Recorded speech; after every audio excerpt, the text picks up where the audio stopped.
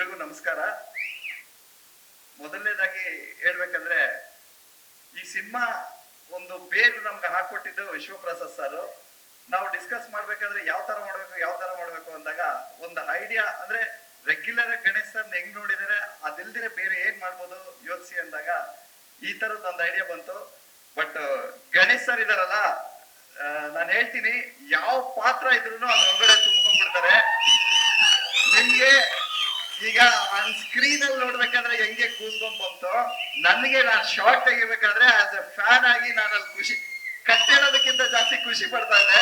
Ganesh sir ಕಟ್ಟೇಳೋ ಅನ್ನೋರು ಅಷ್ಟು ತುಂಬಾ ಕ್ಯಾರೆಕ್ಟರ್ ಒಳಗಡೆ ಅಷ್ಟು ಇದಾಗ್ಬಿಟ್ಟಿದ್ರು. ತುಂಬಾ ಖುಷಿ ಆಯ್ತು ನನ್ಗೆ. ಎಸ್ಪೆಷಲಿ ನನ್ನ ಅದೃಷ್ಟ ಅನ್ಸುತ್ತೆ, ವಿಶ್ವಪ್ರಸಾದ್ ಸರ್ ನನಗೆ ಚಾನ್ಸ್ ಕೊಟ್ಟಿದ್ದು, ಗಣೇಶ್ ಸರ್ ನನಗೆ ಬೆನ್ ತಟ್ಟಿದ್ದು, ಮತ್ತೆ ವಂದನಾ ಮೇಡಮ್ ಅಂತೂ ನಮ್ಗೆ US ಅಲ್ಲಿ ಇದ್ದಾಗಿಂದ ನನ್ಗೆ ಹೇಳೋರು, ಮಾಸ್ಟರ್ ನೀವೇನಾದ್ರು ದೊಡ್ಡಾಗ್ ಮಾಡ್ಬೇಕು ಅಂತ. ವಂದನಾ ಮೇಡಮ್ ತುಂಬಾ ಥ್ಯಾಂಕ್ಸ್. ನಾನು ಹೇಳ್ತೀನಿ, ಯಾಕಂದ್ರೆ ಸ್ಟೇಜ್ ಮೇಲೆ ನಾವು ಪ್ರತಿಯೊಬ್ಬನು ನೆನ್ಸ್ಕೊಬೇಕಂತೆ.